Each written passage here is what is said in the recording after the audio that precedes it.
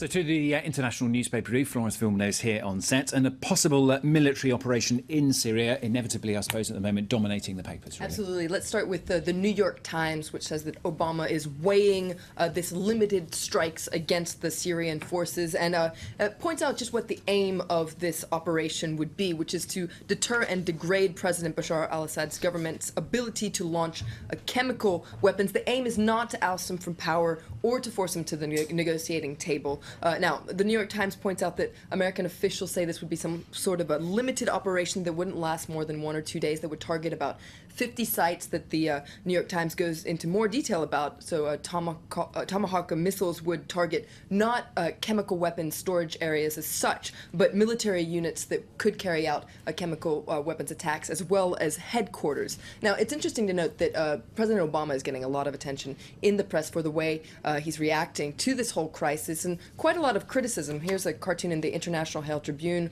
for instance, where you see he's saying there that Mr. Assad has boxed himself into a corner behind that red line there, but the person who's really boxed into a corner there, well, is President Obama himself. Yeah, that's the criticism of Obama. Quite a lot of criticism as well of David Cameron in the British press. That's right, feeling that he's perhaps being a little too gung-ho here. If we take a look at the front page of The Independent, they call him the heir to Blair, and they take a closer look at the parallels between Iraq in 2003 and Syria today, with key questions like, is the intervention legal? Well, that depends on whose opinion you ask. Are inspectors getting enough time? Well, The Independent says not really. Has Parliament been properly consulted? Well, as in 2003, as is now, The Independent says not really either. Is the party or the public opinion behind Blair or Cameron? Well, that too is not really the case. And especially, are we America's poodle? In both cases, the UK says absolutely not. There's a cartoon in The Independent that also draws a parallel between the war in Iraq in 2003 and the crisis in Syria there. You see the reflection between George Bush, David Cameron, and Blair, etc. And it's not the most flattering of reflections. In fact, The Independent calls this a hall of mirrors that you could find perhaps in a house of horrors. OK, well, the other big story in all the newspapers today is 50 years ago, Martin Luther King saying, "I have a dream." Papers across the world paying tribute to that iconic speech today. That's right, August 28th, 1963. It was also a Wednesday, and Martin Luther King addressed a crowd of 250,000 rather, yeah. A lot of people there at the National Mall in Washington, D.C. The International Herald Tribune says this, "I have a dream," this riff, changed America. Takes a closer look at the speech. That part, the "I have a dream" part, was actually improvised.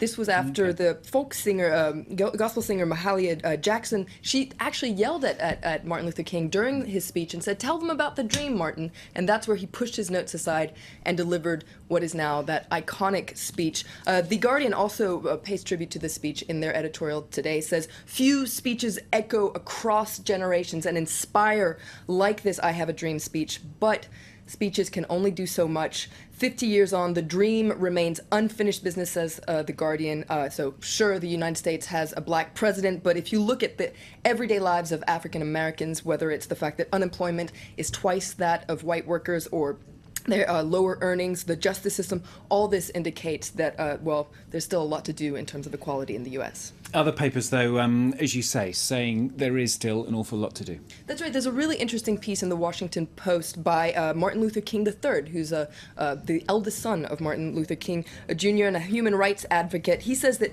sure, it's time to celebrate his father's speech, but it's also a time to address the festering injustices of inequality, racism, and poverty in the U.S., and he really addresses what we've been hearing a lot about, which is, of course, the Trayvon Martin case. And he says, well, there's African-American young people still have really good reasons to fear racially motivated violence. He says when an unarmed 17-year-old walking home with Skittles can be brutally slain by an armed man who is then acquitted of all charges, well, something is very wrong. He also talks about the economic situation, etc. He says, I can't help but wonder what my dad would think. And he says, well, he'd hope that they would all work together today. Who knew that I Had a Dream was improvised? You learn something new every day with Florence Villeneuve with the papers here on France 24.